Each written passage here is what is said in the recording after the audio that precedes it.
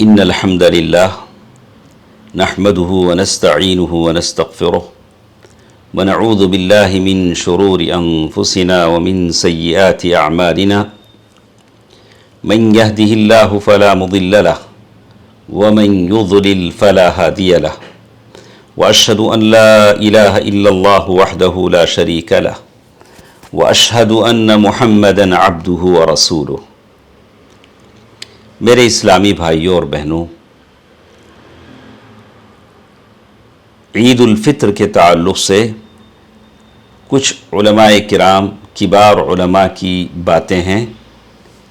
میں نے مناسب سمجھا کہ یہ باتیں آپ کے علم میں لاؤں، آپ بھی اس کو جان لیں تاکہ اللہ مجھے اور آپ کو عمل کی توفیق دے۔ فضیلۃ الشیخ محمد بن صالح العثیمین رحمہ اللہ، ان سے ایک سوال پوچھا گیا کہ کیا جس صبح عید ہونے والی ہے اس رات کچھ مخصوص عبادتیں ہیں؟ هل هناك سنة معینہ تفعل فی لیلۃ العید؟ کچھ اللہ کے نبی صلی اللہ علیہ وسلم کی سنتیں ہیں جو خاص طور پر عید کی رات جس پر عمل کرنا ضروری ہے، یعنی جس صبح عید ہونے والی ہے۔ تو شیخ رحمہ اللہ نے جواب دیا، لا اعلم سنت معینہ، مجھے اس بارے میں کسی بات کا علم نہیں ہے کہ اللہ کے نبی صلی اللہ علیہ وسلم کی کوئی خاص سنت ہو، سوائے اس کے کہ آدمی اللہ کا ذکر کرے جتنا کرنا چاہتا ہے، تکبیر کرے، اللہ اکبر اللہ اکبر۔ اللہ تبارک و تعالیٰ نے جیسے قرآن میں بیان فرمایا ہے، وَلِتُكْمِلُوا الْعِدَّةَ وَلِتُكَبِّرُوا اللَّهَ عَلَى مَا هَدَاكُمْ وَلَعَلَّكُمْ تَشْكُرُونَ۔ گرچہ کے بعض احادیث ہیں عید کے رات جاگنے کے بارے میں، لیکن وہ ساری حدیثیں ایسی ہیں جس پر علماء نے کلام کیا ہے، ویک حدیثیں ہیں، اور ان حدیثوں کو سامنے رکھ کر ہم کسی عمل کو ثابت نہیں کر سکتے ہیں، اس کا خیال رکھنا چاہیے۔ اسی طرح شیخ محترم سے ایک دوسرا سوال کیا گیا کہ عید کی تکبیر کب سے شروع ہوتی ہے اور عید کی تکبیرات کیا ہیں؟ تو شیخ محترم نے اس کا جواب دیا، عید کے تکبیرات رمضان کا جب سورج غروب ہو جاتا ہے تو عید کی تکبیرات شروع ہوتی ہیں، یعنی آفٹر سن سیٹ رمضان کا جب ہم افطاری کر لیتے ہیں تو وہاں سے عید کی تکبیرات کا وقت شروع ہوتا ہے۔ کب تک رہتا ہے؟ امام کے عید کی نماز پڑھانے کے لیے جب امام مصلی پر آ جاتے ہیں تو اس وقت تک رہتا ہے۔ عید کی تکبیرات میں ہم کیا کہیں گے؟ اللہ اکبر اللہ اکبر، لا الہ الا اللہ واللہ اکبر، اللہ اکبر وللہ الحمد۔ ایک طریقہ ہے، یا یہ کہیں اللہ اکبر اللہ اکبر اللہ اکبر وللہ الحمد، یعنی اللہ اکبر 2 مرتبہ کہیں یا 3 مرتبہ کہیں، دونوں جائز ہیں، لیکن ساتھ ساتھ اس بات کا احساس ہونا چاہیے کہ اس کو عام کیا جائے، بازاروں میں، مسجدوں میں، گھروں میں، مردوں کے لیے، لیکن عورتیں ان کے لیے یہی افضل ہے کہ وہ چپکے سے تکبیرات کہیں، اپنی آواز کو بلند نہ کریں۔ ابن عباس رضی اللہ عنہما تکبیر ایسا بھی کہتے تھے، اللہ اکبر اللہ اکبر اللہ اکبر، لا الہ الا اللہ واللہ اکبر اللہ اکبر وللہ الحمد۔ شیخ عبدالعزیز بن باز رحمہ اللہ سے پوچھا گیا کہ بعض عید کی تکبیرات میں جو زائد الفاظ آتے ہیں، جیسے اللہ اکبر کبیرا والحمد للہ کثیرا وسبحان اللہ بکرة وأصیلا، کیا یہ تکبیر ثابت اور صحیح ہے؟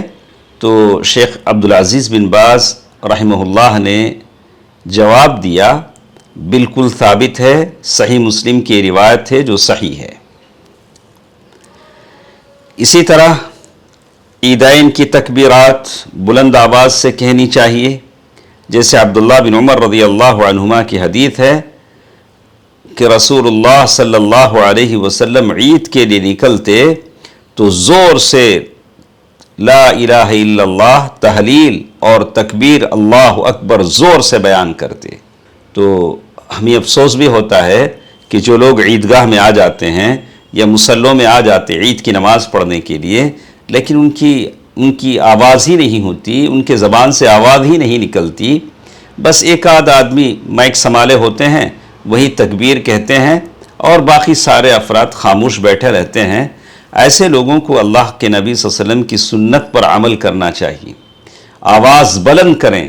آج ہی کا وہ دن ہے جس دن ہم تحلیل، تکبیر، لا الہ الا اللہ، اللہ اکبر بلند آواز سے کہیں کہ علاقہ گونج اٹھے۔ شیخ ابن عثیمین، شیخ محمد بن صالح العثیمین رحمہ اللہ فرماتے ہیں، وَيَنبَغِي أَن يَرْفَعَ الْإِنسَانُ صَوْتَهُ بِهَذَا الذِّكْرِ فِي الْأَسْوَاقِ وَالْمَسَاجِدِ وَالْبُيُوتِ۔ مناسب یہی ہے کہ آدمی اپنی آواز کو بلند کرے اس ذکر کے ساتھ، تکبیرات عید کے ساتھ، بازاروں میں، مسجدوں میں، گھروں میں۔ رہی بات عورتوں کی تو وہ چپکے سے تکبیر کہیں گی۔ ایک اور چیز جو ہم آج کل زیادہ ہم محسوس کرتے ہیں، ہمیں دیکھنے کو ملتی ہے کہ جب تک کوئی کہنے والا تکبیر زور سے نہیں کہتا، اجتماعی شکل میں پیچھے والے اس کی پیروی نہیں کرتے ہیں۔ ایک آدمی تکبیر کہتا ہے تو سارے اس کے جواب میں پھر سے تکبیر کہتے ہیں، جس کو تکبیر جماعی کہتے ہیں۔ تو عبدالعزیز بن باز رحمہ اللہ سے اس سلسلے میں سوال کیا گیا کہ کیا ایسا جائز ہے کہ ایک آدمی تکبیر کہے اس کے بعد پھر سارے لوگ تکبیر کہیں؟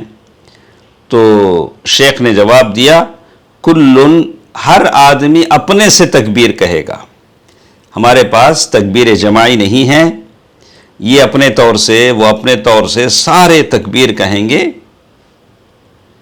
ہاں، اگر ایک دوسرے کی آواز مل جاتی ہے تو بات الگ ہے، لیکن ایک ہی وقت سارے تکبیر شروع کریں، ایک ہی وقت سارے تکبیر ختم کریں، یہ بات صحیح نہیں ہے، جیسے شیخ ابن باز رحمہ اللہ نے فتاوی نور علی الدرب میں اس کو بیان کیا ہے۔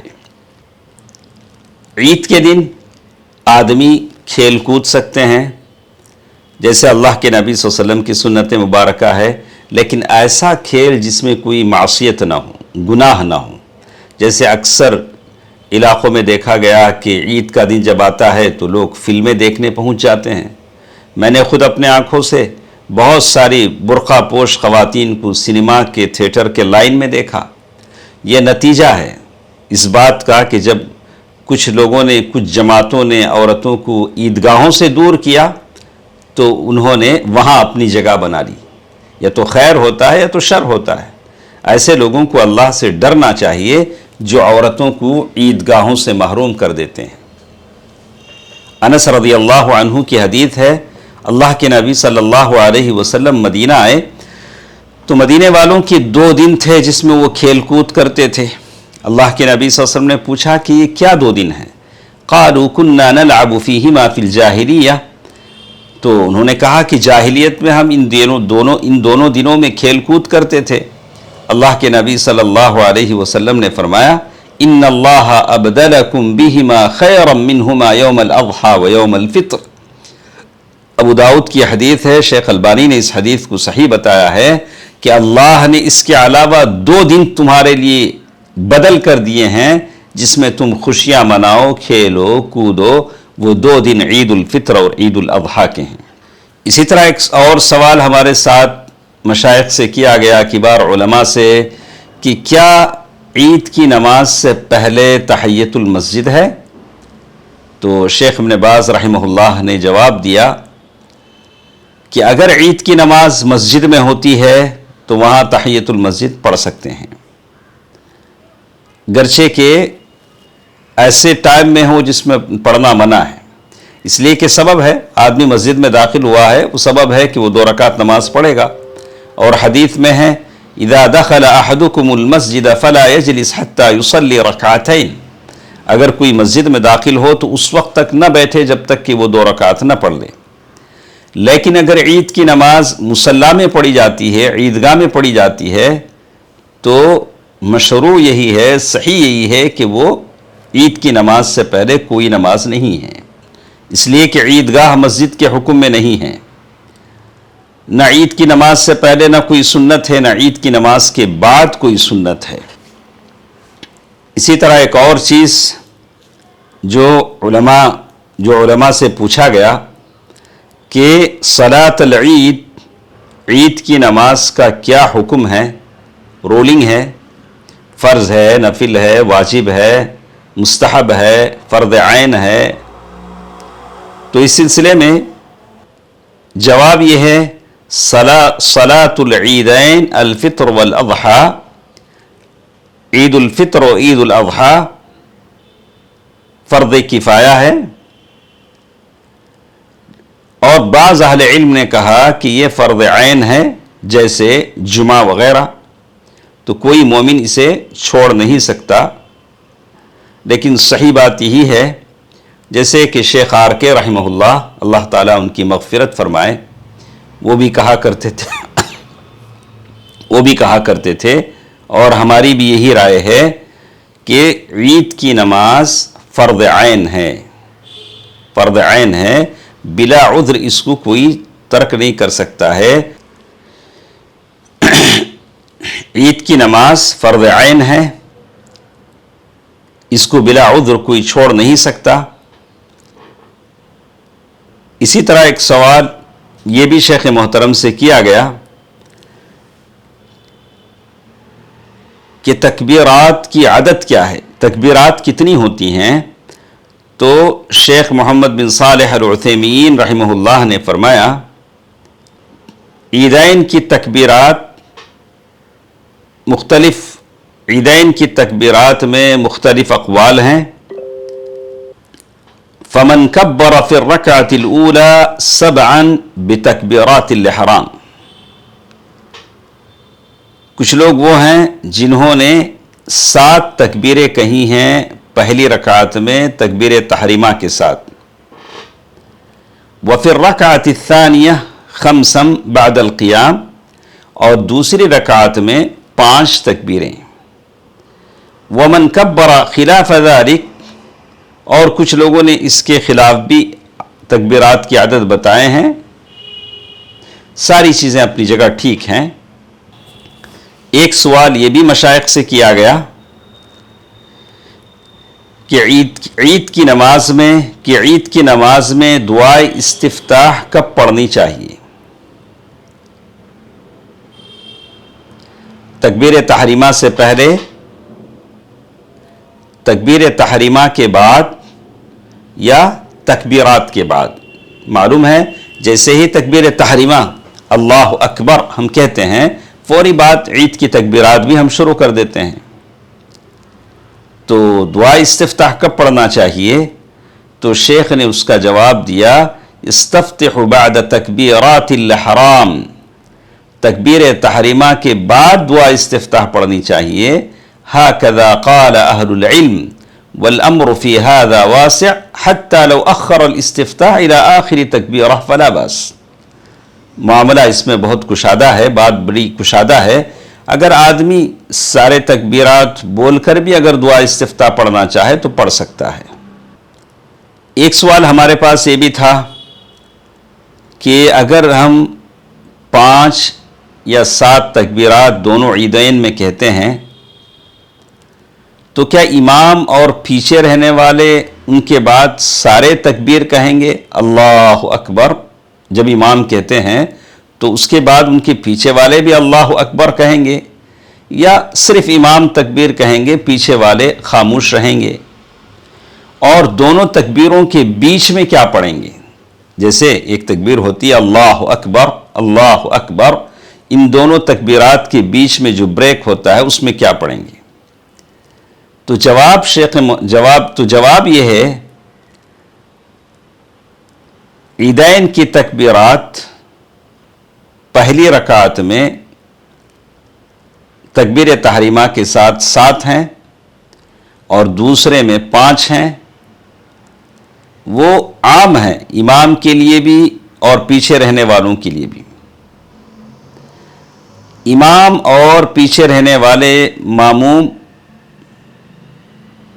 پیچھے کے مصلی سارے کے سارے ہر تکبیر پر ہاتھ اٹھائیں گے، اور امام کے بعد پیچھے رہنے والے مصلی تکبیر کہیں گے، امام کے بعد پیچھے رہنے والے مصلی تکبیر کہیں گے۔ وباللہ التوفیق وصلی اللہ علی نبینا محمد۔ امام کے بعد امام پہلے تکبیر کہیں گے، بعد میں پیچھے رہنے والے تکبیر کہیں گے۔ ہر تکبیر پر کیا کہنا چاہیے؟ یعنی تکبیر سے تکبیر کے بیچ میں کوئی خاص ذکر ہے؟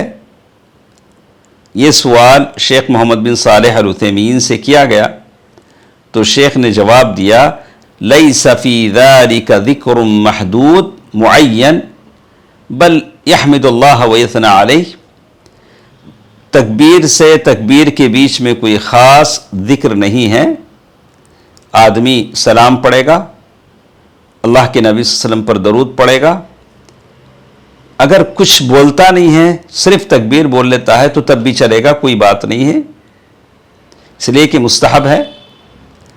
اور اسی طرح انہوں نے کہا کہ اس بارے میں مجھے اللہ کے نبی صلی اللہ علیہ وسلم کی کسی سنت کا علم نہیں ہے، لیکن فقہا کہتے ہیں کہ وہ اللہ تعالیٰ کی حمد و ثنا بیان کرے گا، اللہ کے نبی صلی اللہ علیہ وسلم پر درود پڑھے گا، فیقول الحمد للہ رب العالمین اللہم صلی علی محمد۔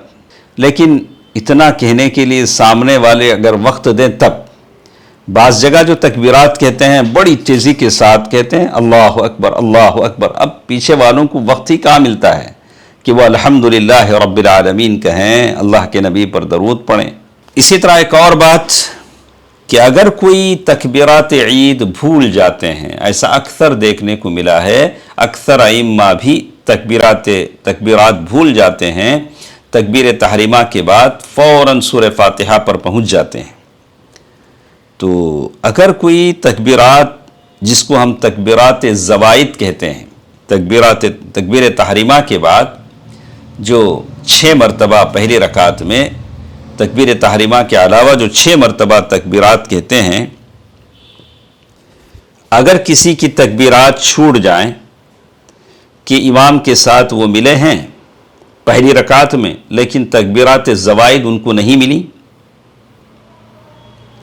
تو کوئی بات نہیں ہے، اس لیے کہ سنت ہے، اس کو اسی جگہ پر کرنی ہے، اس کی قضا کرنے کی ضرورت نہیں۔ لیکن اگر کسی آدمی کی پوری رکعت چھوڑ جاتی ہے عید کی نماز کی، تو جب وہ اٹھ کر اس رکعت کی قضا کریں گے تو تب وہ سارے تکبیرات بولیں گے۔ جو پہلی رکعت چھٹی ہے تو وہ تکبیر تحریمہ کے علاوہ 6 تکبیرات کہہ کر اس رکعت کی قضا کریں گے۔ اسی طرح ایک اور چیز جو ان مسائل کے تعلق سے ہمیں جان لینے کی ضرورت ہے، عیدین کی نماز کے قضا کا کیا حکم ہے؟ جن لوگوں نے کہا کہ عیدین کی نماز فرض کفایہ ہے، چند لوگ اگر پڑھ لیتے ہیں تو باقی لوگوں پر سے فرض ساقط ہو جاتا ہے، لیکن جن لوگوں نے فرض عین کہا تو ایسے آدمی جس سے عید کی نماز چھوڑ جاتی ہے ان کو تو وہ نماز قضا کرنی ہے۔ کیسے قضا کریں گے؟ فَيُصَلِّيهَا عَلَى صِفَتِهَا مِن دُونِ خُطْبَةٍ بَعْدَهَا، یعنی بالکل جیسے امام نے پڑھایا تکبیرات زوائد کے ساتھ، پہلی رکعت میں تکبیر تحریمہ کے بعد 6 تکبیریں اور دوسری رکعت میں 5 تکبیریں، بالکل ویسے ہی پڑھیں گے۔ یہی بات امام مالک، امام شافعی، امام احمد نے کہی ہے، جیسے حدیثیں آتی ہیں کہ انس بن مالک رضی اللہ عنہ اگر ان کی عید کی نماز چھوڑ جاتی امام کے ساتھ تو وہ اپنے سارے گھر والوں کو، اپنے خادموں کو جمع کرتے، پھر عبداللہ بن ابی عتبہ جو ان کے نوکر تھے ان کو 2 رکعت نماز پڑھاتے اور اس میں وہ تکبیرات کہتے، اور اسی طرح یہ بات بتائی گئی کہ اگر کوئی عید کی نماز کے لیے تاخیر سے پہنچتے ہیں تو پہلے وہ عید کا خطبہ سن لیں اور پھر عید کی نماز کی قضا کر لیں تاکہ دونوں مصلحتیں ان کو مل جائیں۔ اسی طرح ایک اور چیز کہ مسافر کی عید کی نماز کا حکم کیا ہے، کیا مسافر کے حق میں عید کی نماز ہے؟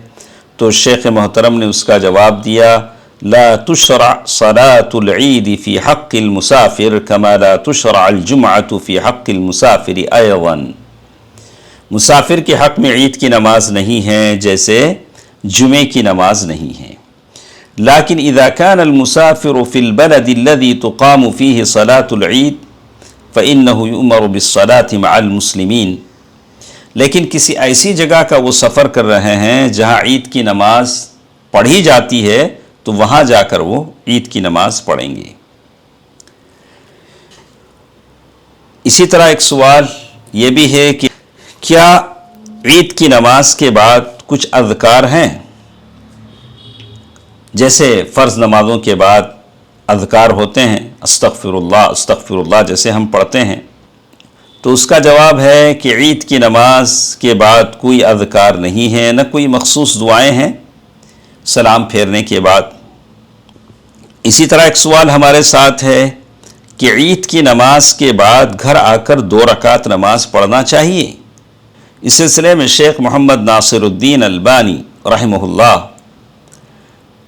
ابو سعید خدری رضی اللہ تعالیٰ عنہ کی یہ حدیث جس میں فرمایا گیا کان رسول اللہ صلی اللہ علیہ وسلم لا يصلي قبل العید شیئا فاذا رجع الى منزله صلى رکعتین، اس حدیث میں ہے کہ اللہ کے نبی صلی اللہ علیہ وسلم عید کی نماز سے پہلے کچھ نہیں پڑھتے تھے، عید کی نماز سے جب واپس آتے تو اپنے گھر پہنچ کر 2 رکعت نماز پڑھتے تھے۔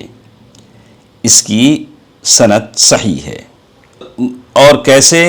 یہ حدیث اور کچھ وہ حدیثیں جس میں بتایا گیا ہے کہ عید کے بعد اور عید سے پہلے کوئی نفل نماز نہیں ہے، کیسے اس میں توافق ہوگا؟ تو مطلب یہ ہے عیدگاہ میں پڑھیں گے تو کوئی سنت پڑھنی نہیں ہے، نہ پہلے نہ بعد میں، جب گھر آ جاتے ہیں تو 2 رکعت نماز پڑھ لیتے ہیں۔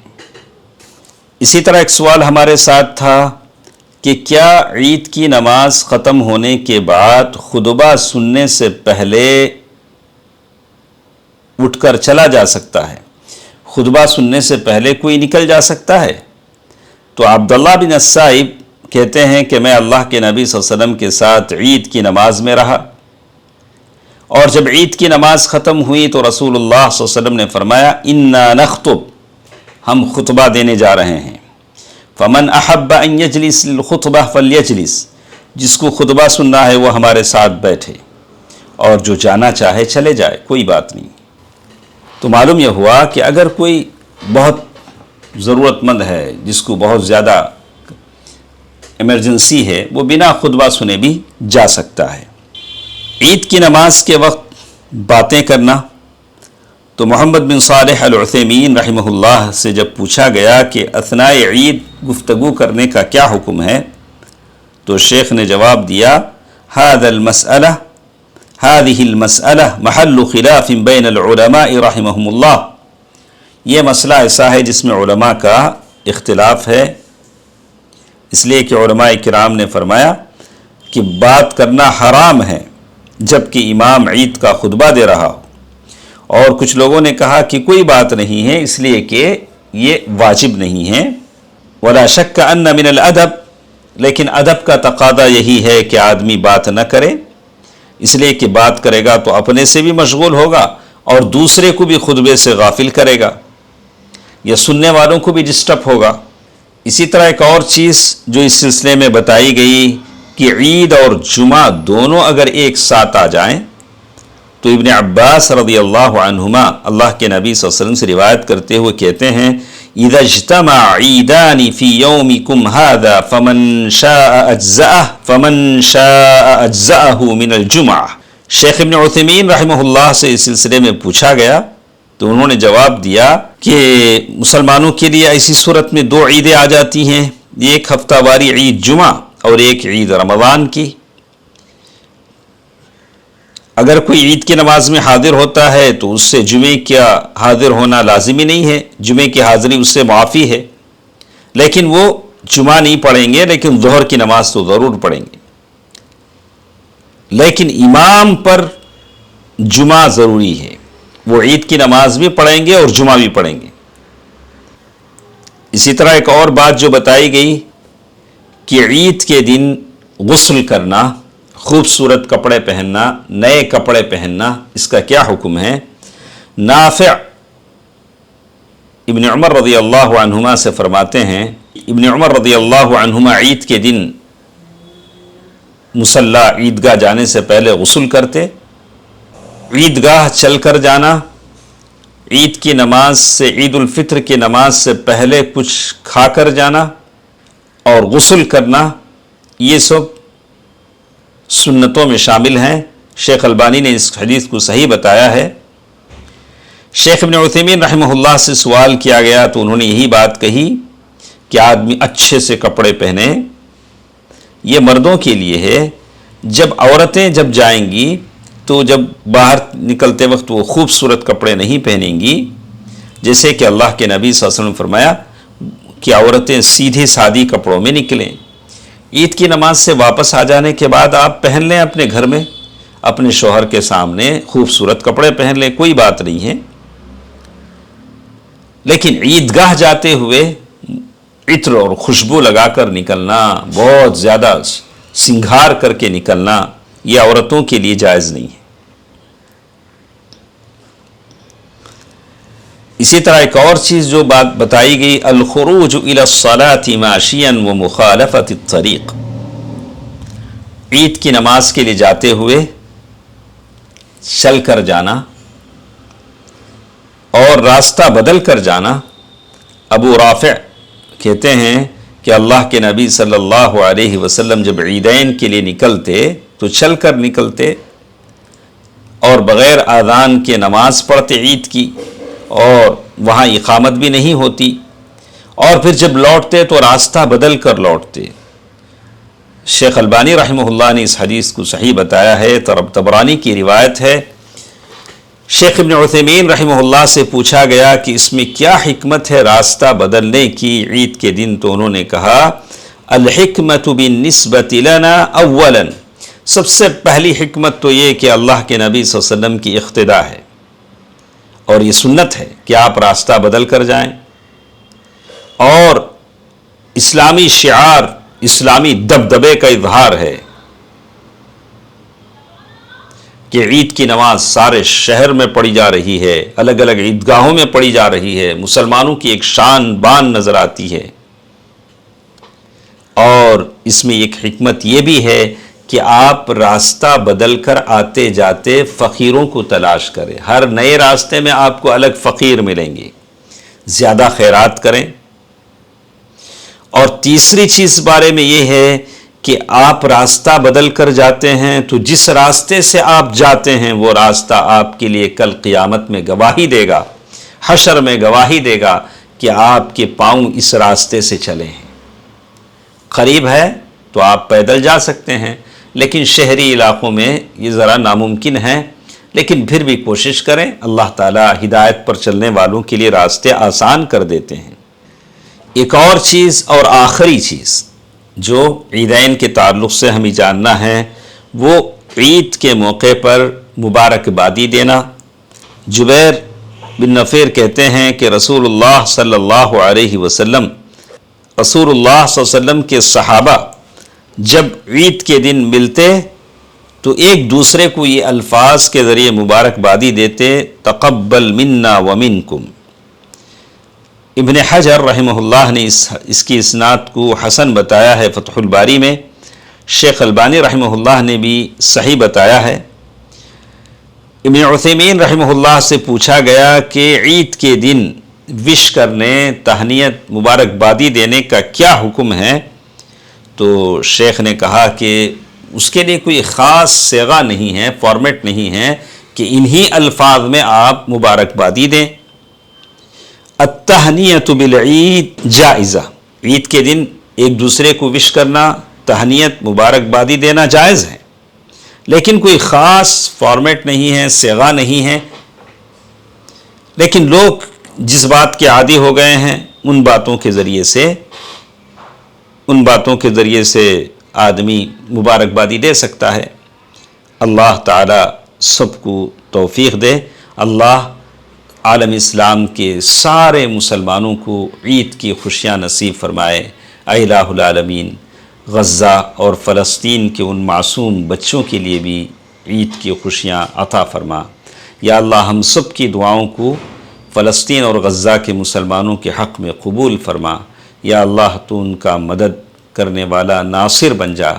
یا اللہ ان مسلمانوں پر رحم فرما، عید کی خوشیاں ہر مسلمان کو عطا فرما۔